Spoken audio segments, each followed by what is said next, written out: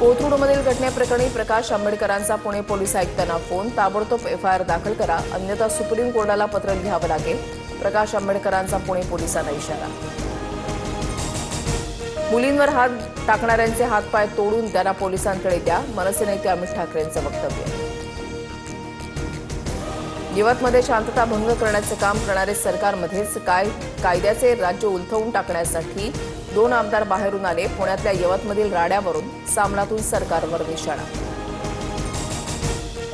परळीमधील महादेव मुंडे हत्या प्रकरणातील आरोपी देश सोडून जाण्याच्या प्रयत्नात, रोहित पवारांचा आरोप. पोलीस यंत्रणांनी खातरजमा करून त्वरित कारवाई करण्याची मागणी.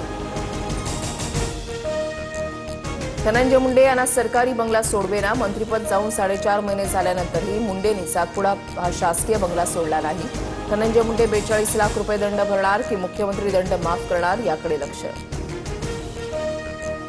मराठा आरक्षणासाठी मनोज जरांगेंची पुन्हा एकदा चलो मुंबईची हाक. 29 ऑगस्टला मराठा आंदोलक मुंबईत धडकणार, मनोज जरांगेंची घोषणा.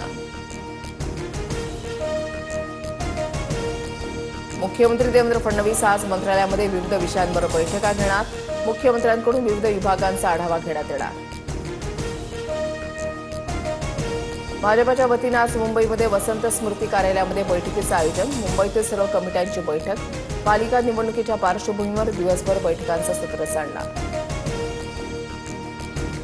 दुसऱ्या श्रावणी सोमवार निमित्तानं भीमाशंकरमध्ये भाविकांची गर्दी. रात्री 12 वाजल्यापासून दर्शनासाठी भाविकांच्या रांगा.